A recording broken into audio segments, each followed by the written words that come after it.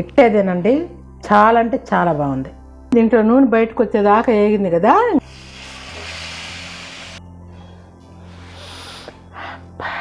ఇప్పుడు దీంట్లో నీళ్ళు వస్తాయి, ఆ నీళ్ళని మనం పడేస్తాం. ఇప్పుడు ఈ ఫ్రాన్స్ ఫ్రైని దాని మీద వేసుకోవాలి. అప్పుడే మనకి మంచి ఫ్లేవర్ దమ్ పట్టినట్టుగా బాగుంటుంది. ఫస్ట్ మనం రొయ్యల్ని ఆవగించి పెట్టుకోవాలి.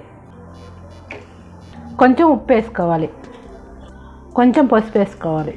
ఈ ఉప్పు పసుపు ఏమి రొయ్యలకి పట్టేదానికి కాదు, జస్ట్ నీసు వాసన పోయేదానికి.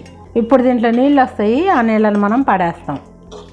చూడండి, ఈ రకంగా మనం కొద్దిగా నీళ్ళు వేసుకున్నాం కదా, రొయ్యల్లో నుంచి ఇంక కొద్దిగా నీళ్ళు ఎన్ని నీళ్ళు చూడు. ఈ నీసు నీళ్ళు అన్నీ పోయేదానికే ఇటు చేసుకోవాలి. అప్పుడే రొయ్యలు మంచి స్మెల్ బాగా టేస్ట్గా ఉంటాయి. ఇప్పుడు ఉడకబడలేదు, ఇంత అయిపోయింది, ఇంకేం ఉడకబడలే. ఇంక ఇది వంచేసి పడేయడమే నీళ్ళు. ఇప్పుడు ఫ్రైకి సరిపడా ఆయిల్ వేసుకోవాలి, కొన్ని ఎర్రగడ్డలు వేసుకోవాలి. మీకు బిర్యానీకి కావాల్సినవన్నీ వేసుకోవాలి. మీ ఇంట్లో ఎలా ఉంటాయో వేసేసుకోండి బిర్యానీలు వేసుకొని. ఇప్పుడు ఎర్రగడ్డలు బాగా వేగినాయి, దీంట్లో 1 స్పూన్ అల్లం వెల్లుల్లి పేస్ట్ వేసుకోవాలి.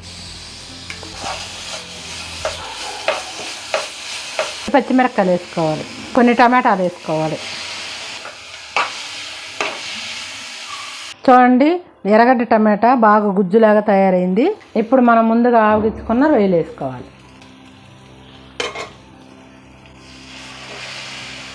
కొద్దిగా కరివేపాకు వేసుకోవాలి. ఈ గుజ్జు రొయ్యల్లోకి కలిసేటట్టు బాగా కలుపుకోవాలి. కొంచెం నీళ్ళు వేసుకోవాలి, ఎందుకంటే రొయ్యలకి బాగా మసాలా పట్టేదానికి, మంచిగా కూడా ఉడకతాయి. మీ కారానికి తగ్గట్టు కారం వేసుకోండి. 1 స్పూన్ గరం మసాలా వేసుకోవాలి, 1 స్పూన్ ధనియాల పొడి వేసుకోవాలి. చూడండి, అప్పుడే కొంచెం దగ్గర పడుతుంది కదా. ఇలాగే సిమ్లో పెట్టి ఒక 10 నిమిషాలనే వేయించుకోవాలి. సాల్ట్ వేసుకోవాలి,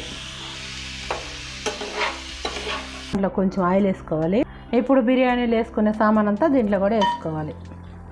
ఇప్పుడు దీంట్లో కూడా 1 స్పూన్ అల్లం వెల్లుల్లి పేస్ట్ వేసుకోవాలి. అంతే, పెద్దగా ఏమి వేగాల్సిన అవసరం లేదు. ముందుగా కొలిచి పెట్టుకోవాలి. 1 గ్లాసుకు 2 గ్లాసులు చొప్పున బాస్మతి రైస్కి నీళ్ళు పోసేసుకోవాలి.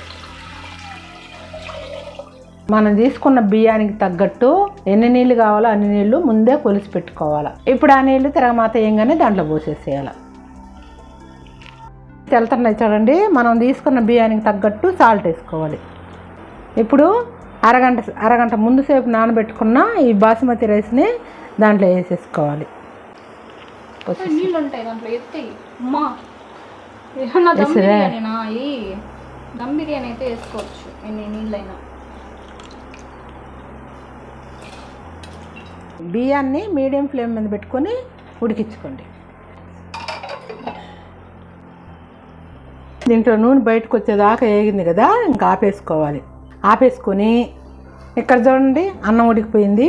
ఇప్పుడు అన్నము 80% ఉడికింది. ఇప్పుడు ఈ ఫ్రాన్స్ ఫ్రైని దాని మీద వేసుకోవాలి. అప్పుడే మనకి మంచి ఫ్లేవర్ దమ్ పట్టినట్టుగా బాగుంటుంది. మామూలుగా ఫ్రై పీస్ చికెన్ బిర్యానీ అట్లా చేసేటప్పుడు ఏమంటే అన్నం ఫుల్గా ఉడకబెట్టేసి అలా చేస్తారు. అట్లా కాకుండా ఒకసారి ఇట్లా ట్రై చేయండి. ఇంకొక 5 మినిట్స్ ఉంటే బాగుంటుంది అన్నం ఉడికేదానికి పూర్తిగా అన్నప్పుడు. ఇలా చేసుకోండి.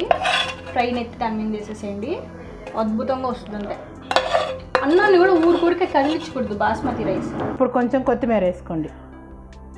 ఇప్పుడు దీన్ని ఒక 5 మినిట్స్ సిమ్లో పెట్టి వదిలేసేయండి. తర్వాత స్టవ్ ఆపేసి ఒక 15 నిమిషాలు కదిలిబాకండి. స్టవ్ ఆపేసుకొని ఒక 15 నిమిషాలు అట్టే వదిలేసిన తర్వాత అంతా ఒకసారి కలుపుకోండి. స్మెల్ మాత్రం నెక్స్ట్ లెవెల్.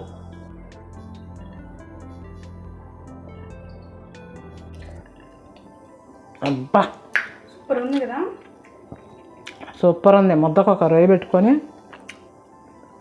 బాబా రొయ్యలు ఏమి ఉడికినాయమ్మా. రొయ్యలు ఎంతసేపు ఉడకాలి మమ్మీ? భలే ఉన్నాయి రొయ్యలు. మాట టేస్ట్ మనము రొయ్యల బిర్యానీ చేస్తాం కదా, దాంట్లో సప్పగా ఉంటాయి, ఎంత టేస్ట్ లేవు, సప్పగా ఉంటాయి. ఇంకా దీంట్లో నంచుకునేదానికి ఎర్రగడ్డలు కానీ పెరుగు కానీ ఏం అవసరం లే. ఇట్టేదేనండి, చాలా అంటే చాలా బాగుంది.